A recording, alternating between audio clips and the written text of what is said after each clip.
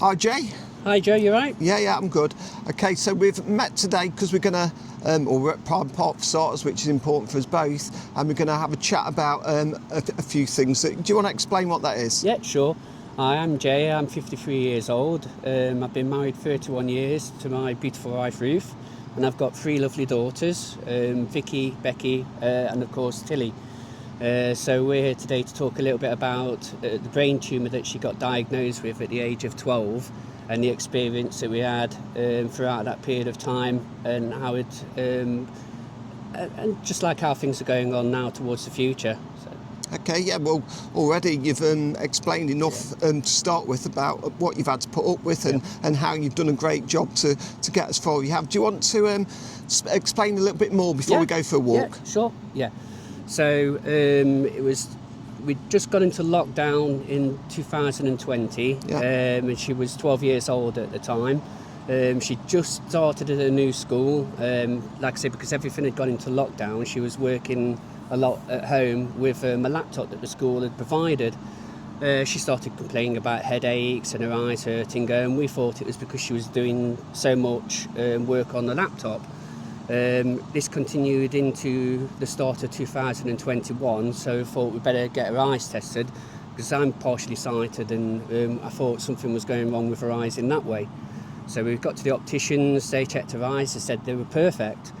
We left it for a couple of weeks, and she progressively started getting worse, being sick and stuff like that. So we thought, no, this is definitely something wrong, because her eyesight was getting worse and worse. So we went back to the opticians, and they did like a look inside her eye, a better look, and they basically said that she got inflamed optic nerves, that's correct. Yeah.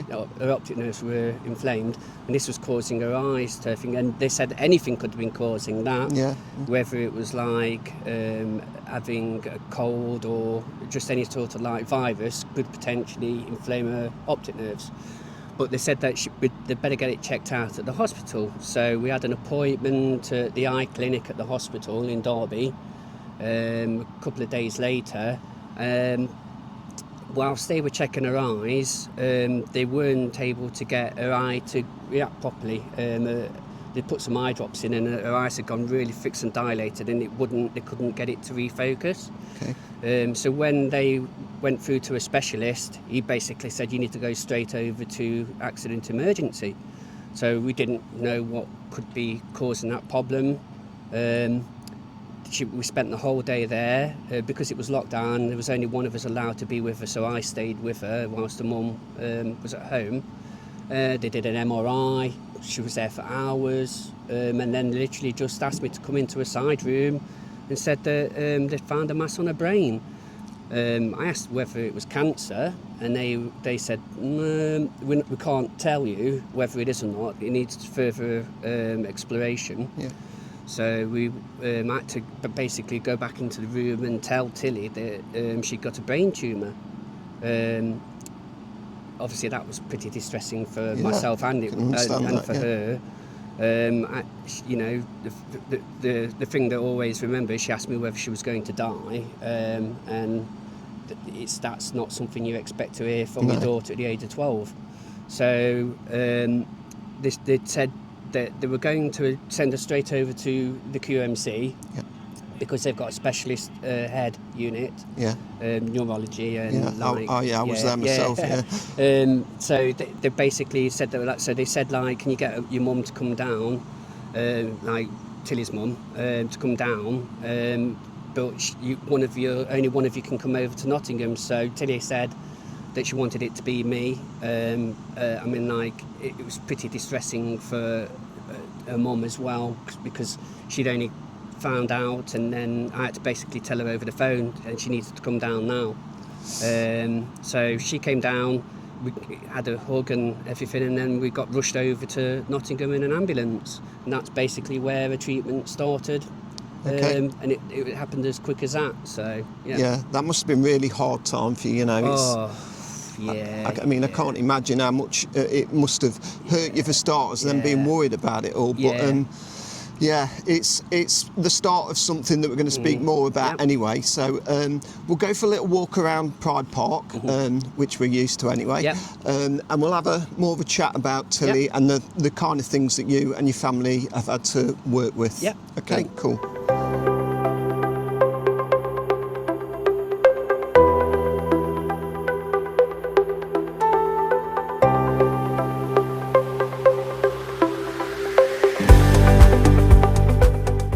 Okay, Jay, we're going to have a walk around Pride Park, have a chat about Tilly and the things you've had to work with. So do you want to start with a little chat about some of the things you've had to deal with from the beginning? Yeah. So like we got rushed over to the QMC. She went straight on to the cancer ward at QMC.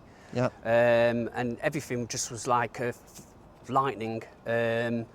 It was actually the day before my birthday that she got diagnosed. We spent the whole day of my birthday with her waiting to go into an operating theatre to have a Hickman line and a shunt. So the shunt was to release pressure from her brain to help her be able to focus a little bit more.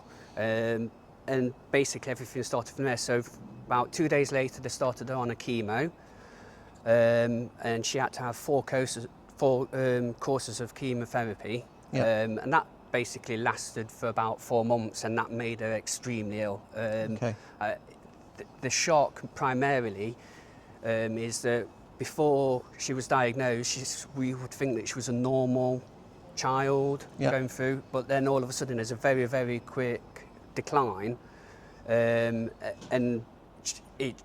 she got so ill. They were very, very concerned. She lost so much weight. She had a couple of emergency appointments where she got rushed back into hospital, where she potentially could have died a couple of times. And that was the experience. And everything happened so fast. The information that they were giving us, it just went straight over your head. We just didn't care. Everything had to be done now, and this is the only thing that we were sort of like concentrating on. So she got through a chemotherapy. Like I say, that took about 4 months, and as soon as she was well enough, I started on radiotherapy, and that was 5 days a week for 7 weeks. For 7 weeks. She got so ill with that, she had to stay in hospital for about a month because she lost so much weight. They were more concerned about the loss of weight that she had, more so than the actual brain tumour at that point. And we went through that period of time. By the time she finished the treatment in August, which was a very, very fast treatment, it was very, very harsh. By that point, like I said, we spent the majority of the time after her ringing the bell in August of trying to sort of like get a bit of her health back.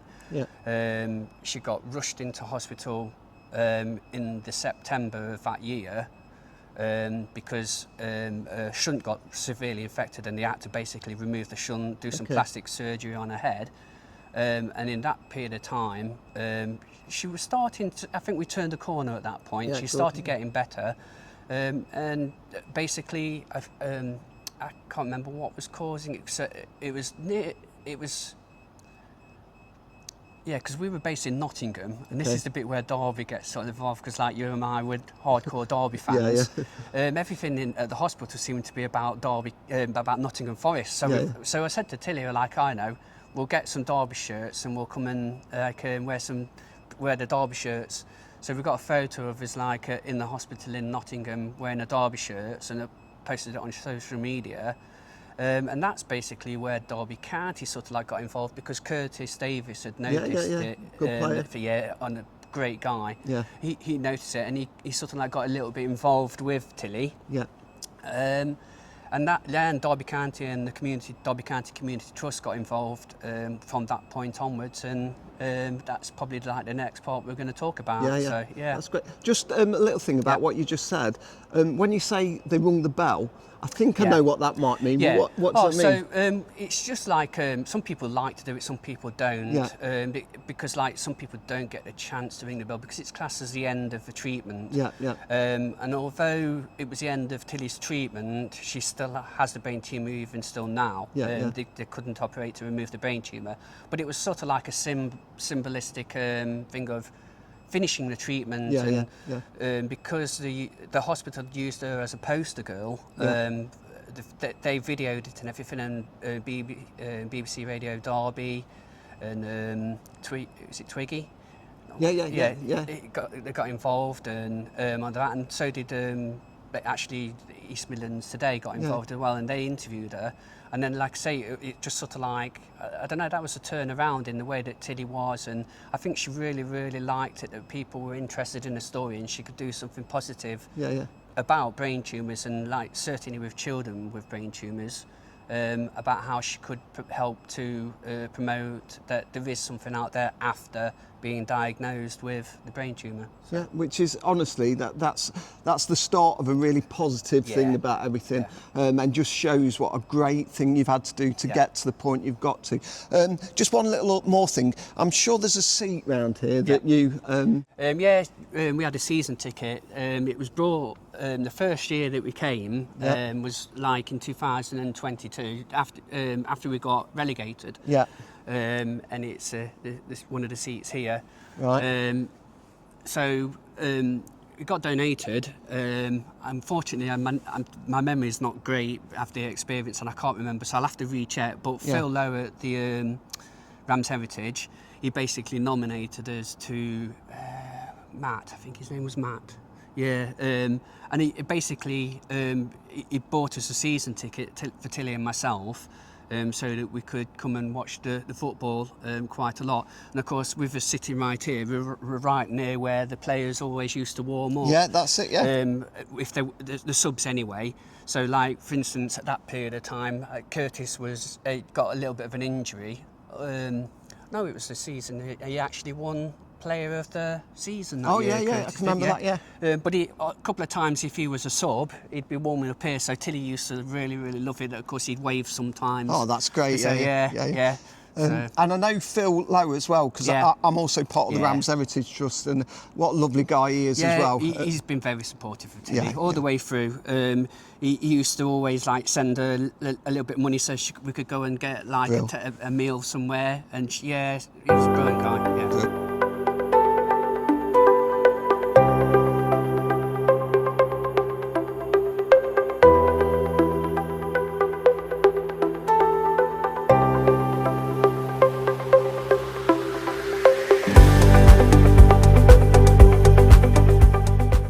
Hi again, Jay. We're having a sit down in a very special seat, I think. Do you want to explain that, and we can have another chat about a few things? Yeah, sure. Yeah, so we're sitting in like the seats that Tilly and I used to come to with a mum to watch the games. We had the season tickets here for about 3 years. Yeah.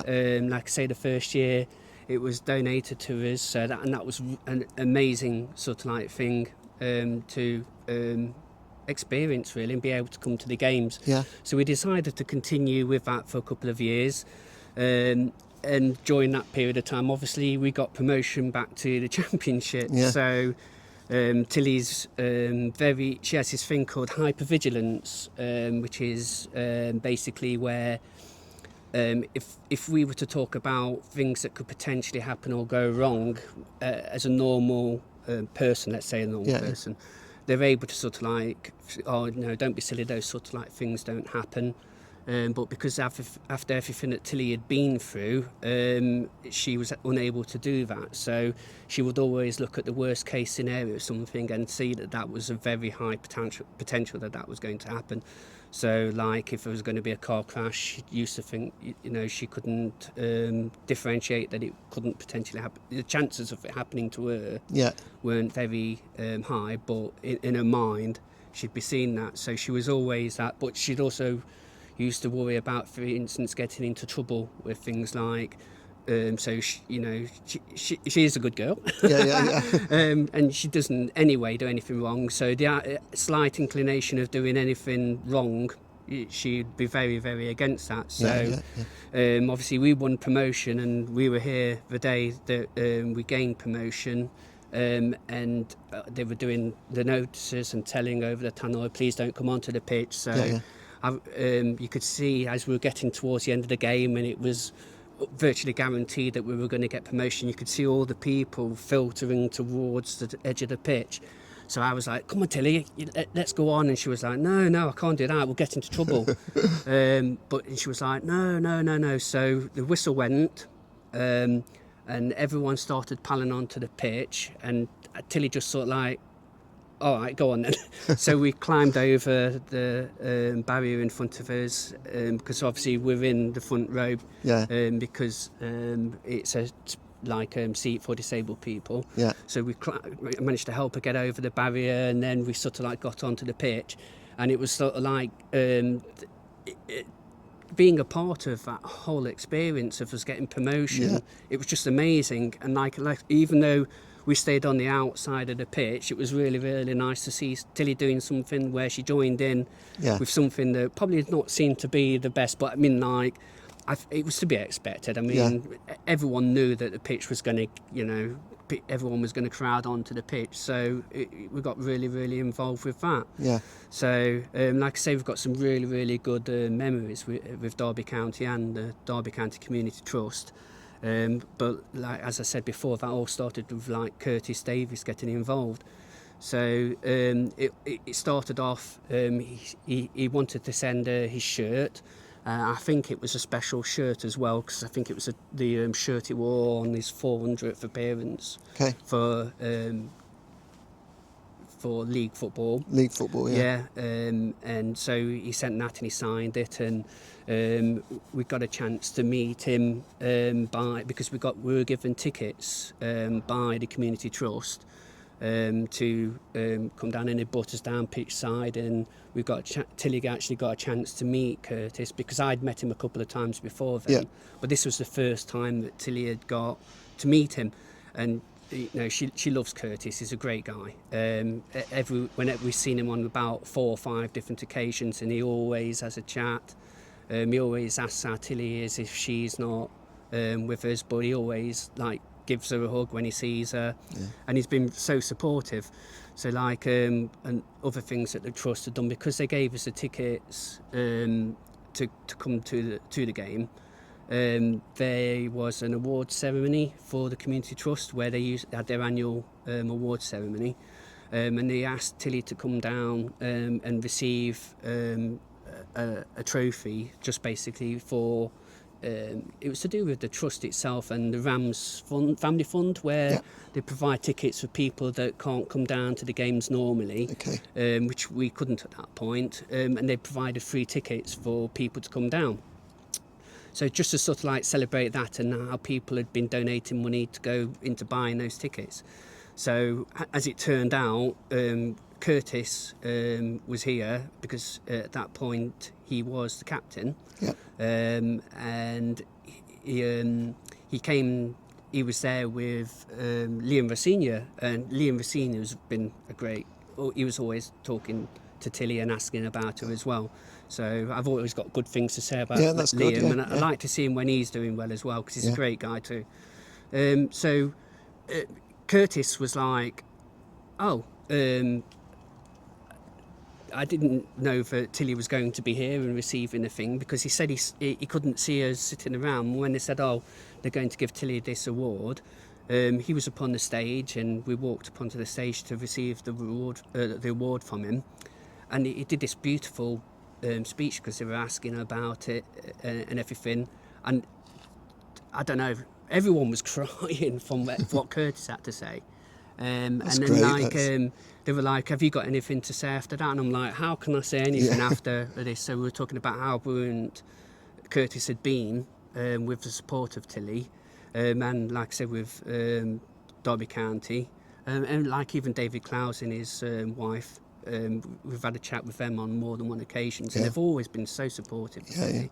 and checking how she is and that. So there's some lovely people around Derby County at the minute. Yeah, because that's one of the things that we've got involved with them in the first place. Obviously, we were going through the bit at the start when Derby County got involved. We were going for administration and everything. Yeah. And I was always a great thing about like telling people, you know, Derby County is more than just a football team. It's a community. Yeah. It's part of the community, and the life. It can be the life and death for some people. Yeah. I love football, but I've never been one for. I mean, like it's Derby County. Let's face it. In my lifetime, we've never really had the big, massive ups like we did when we won the league and everything. The year I was born, actually, but it's just one of those things, and it was always there as part of a daily life. You know, let's go to the game and get drunk, especially if we lost, because up until the season that we actually got, the majority of the games that I'd been to, we'd been losing. Right. So when we came for the game, it was against Preston North End, and we actually ended up winning the game. And I said to Tilly, "Oh, you're my good luck charm, because that's like you started to send us into the positives there with us winning more games than whilst I've been to come and watch them." So that was brilliant. Brilliant. I think the good thing about football, whether you support Derby or whatever, regardless of if you win or lose, obviously you want to win. But it's the love of going to a game, being around friends, you know, spending a bit of time doing that, and it's something to look forward to all the time. That's why I love it. The atmosphere and the euphoria that it can actually drag you into, you know, put you in a really, really good mood for, like I say, even with some of the games where we were losing, it wasn't like people getting all aggressive and wild. Some people were just still cheering and we were singing songs, because that was one of the things, because we sit on West Stand. This is West Stand, isn't it? And like obviously everyone's cheering, and the comment always was, "Oh, it's only the South Stand that sing," but we'd be trying to sort of like join in as well. And Tilly would always be shouting at me to stop embarrassing her, because I'd be trying to sing and whatever. We have a little bit of fun, and that's all part of the experience of being here at the game while she got the chance. So my season ticket is in the South Stand, and one little story, when we got promoted from League One to the Championship, I couldn't go to the game that season. I had a season ticket, I couldn't go, which, you know, it was just after my brain injury, and I was struggling with a lot of things, but I couldn't go to the games. But I watched that last game when everyone came on the pitch, and it was great. But at the end of that game, and there was nothing I could do about it, I cried because I'd missed it, and I'd missed the chance of getting on the pitch with everybody and winning that game. So there's some down bits about it all, but there's positives as well. So, hey, quick, whilst no one's watching, let's run onto the pitch. We'll get kicked out anyway. But well, okay, we'll walk around it then. Yeah, we'll have a walk around it. Yeah, cool. All right.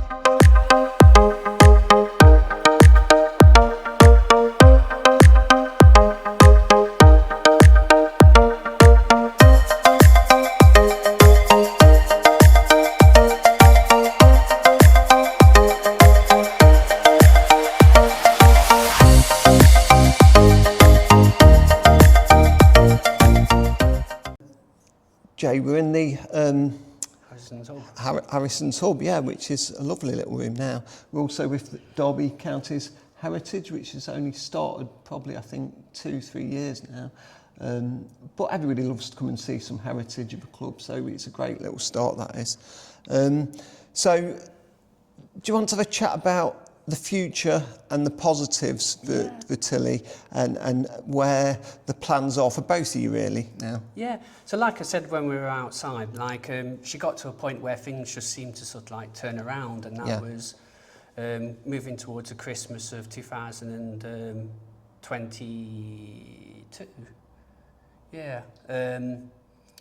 So she started like a thing where she'd finished the treatment, she was starting to get better, her hair was growing back. The community trust had been doing lots of things with supporting her, and we were just sort of like, I suppose from that point, trying to sort of like get back to normal, or what, as you know, a new normal. It was a long, hard trek from that point, getting her back into school, getting her weight to a decent point. She'd had a review, and they basically said that the treatment had done its job, and she'd have to basically live with the tumour, but also like the side effects from the tumour, the damage that it caused, and also from the treatment itself, because the treatment itself was so harsh. There were side effects that she's still facing now, and that she'll probably face for the rest of her life. Yeah. But like I say, we were just trying to focus on what was like the new normal. So trying to get out there a little bit more, doing things. So she got back into school, and over a period of time, she was getting back into school. And maybe after about a year or two, she started going back full time to school. Yeah. I think maybe it helped a little bit with lockdown. A lot of the kids were behind with their studies at that point, and Tilly was always concerned that she would be, but she was like, we had a nickname for her, like Daddy's little nerd. Right. Before everything, she used to love going to school, Yeah. although she probably would say that she didn't. She used to appear to. And she's always got a thing for like a thirst for knowledge and for that. So she was actually not that far behind everyone when she went back to school. So we did a lot of work, and with support from the school and everything, she was able to get back up. And by the time last year, she did her GCSEs, and she passed all of her GCSEs and got really, really good results. Let's just say she got better in her GCSEs than I did when when I was at school. She did amazingly well, and she decided that she wanted to do A-levels, so she's doing A-levels at the moment. Great. She started through that, and one of the things that I'm happy about, because like I'm an artist by I wouldn't say by trade, by experience. I've seen your stuff, yeah, you do a good job. I did a lot of stuff for the community trust, and like we did for the heritage, and now we had a brilliant day when we had that full exhibition here. Yeah, it's a great day. Crazy those days were, because it was so busy. Right. And I did a lot of my artwork and sold some there, because we did some Derby County stuff. But like, I'm an artist, so when Tilly was like, she's always loved creative stuff, and she has got a love for art. That she decided she wanted to do A-level art, so she's doing that. She's doing so well with everything really, and like what she wants to do when she finishes college, she wants to get into art therapy. Yeah. And like when she was going through a treatment, and like after a treatment, she was finding a lot of support that way, certainly from a mental health kind of way, with art therapies, and the support that she got that way. And I think she wants to try and get back into doing something positive that way to help her, I mean, like, use her experience and try and help other people that might potentially be in the same position. Yeah, I get that, and obviously it's a great way to move forward and to show respect and to help other people as well, because you know, the problem, like I've said to you before, and you know, the problem with brain injuries in one way or another is very invisible to people. Yeah.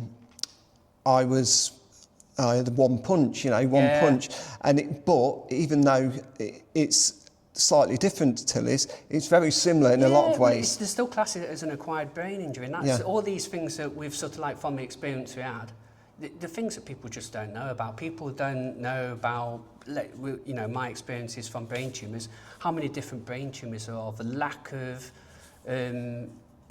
proper treatment for some brain tumours. There's no treatment for, and the money that goes into that from charities is limited, especially in comparison to the more common, or what you think are the more common things. But like brain tumours, for instance, kills more children and young people than leukemia.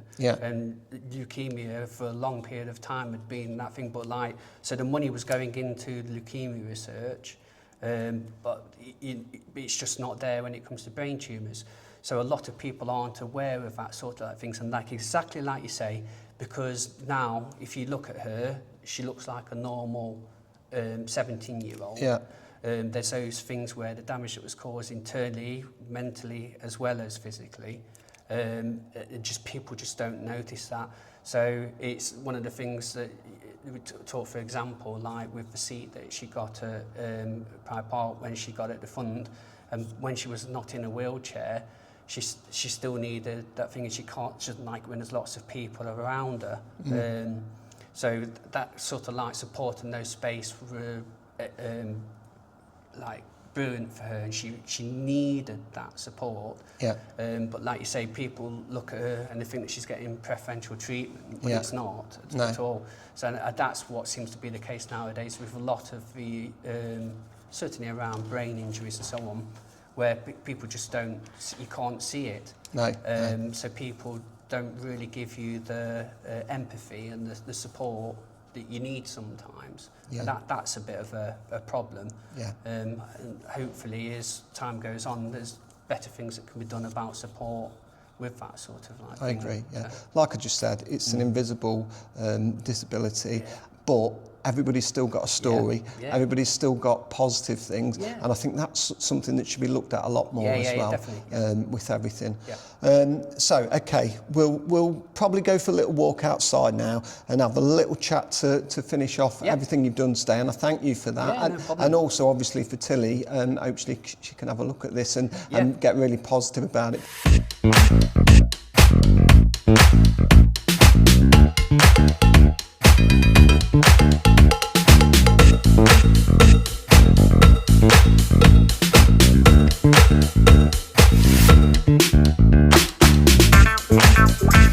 So, Jay, what a great day it's been, and also the sun's out, which is very unfamiliar, I think, for being here. Yeah. But all I can say is thank you so much for today and telling the story of yourself, your family, and most importantly, Tilly. Yeah. Everything that you've all been through, and you're in the process of a recovery and positive time again. Yeah. So, again, thank you very much. And we'll hopefully get Tilly down here one day so she can have a chat about everything, but no pressure on it, you know, up to her. But thank you very much for everything. Okay, and we'll see you soon. I saw in the programme there was a picture of myself with Tilly, but didn't see her here or her dad, because I thought they would have said hello, but I thought they were hiding. So when I was called towards the stage to give the award, I was thinking, okay, yeah, just okay. And then when I saw her come up, it dawned on me, and yeah, from there, a lump in my throat started to come in, and yeah, you know, she's a girl that's been through a lot over the last couple of years, and yeah, I was glad that she could come on the stage, because you know, she's shy. She's had times at school where, you know, it's not been great going back and things like that. But to come up on the stage was really brave of her. Everything she's been through is really brave of her, and I'm glad that we could give her that recognition and show how much she means to us as a community. But yeah, it's just brilliant to see her smiling, see her here, and see her healthy. So spent today with a walk around Pride Park and a good chat with Jay. His daughter Tilly has had a brain tumour for a few years now and been through a lot of problems with it, but has shown great recovery and really positive chance to get on with her life as best that she can. The family have been amazing, and everybody around her has been amazing, including Derby County. So, well done Tilly, well done family, and well done Derby for being there to support them.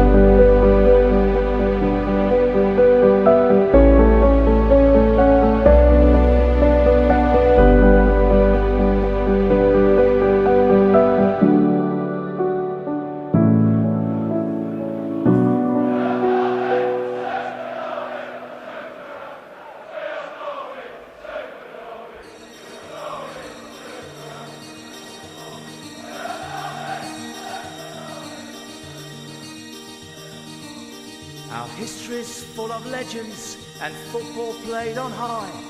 Rach Carter, Peter Doherty, oh, you should have seen them fly. Now we all just love football, but will we lift the crown? The noise goes up, the Rams come out onto their hallowed ground. Steam bloomers watching, helping and fight, guiding our heroes in the black and the white. All teams who come here, there's nowhere to hide. Everyone is frightened of that Derby pride.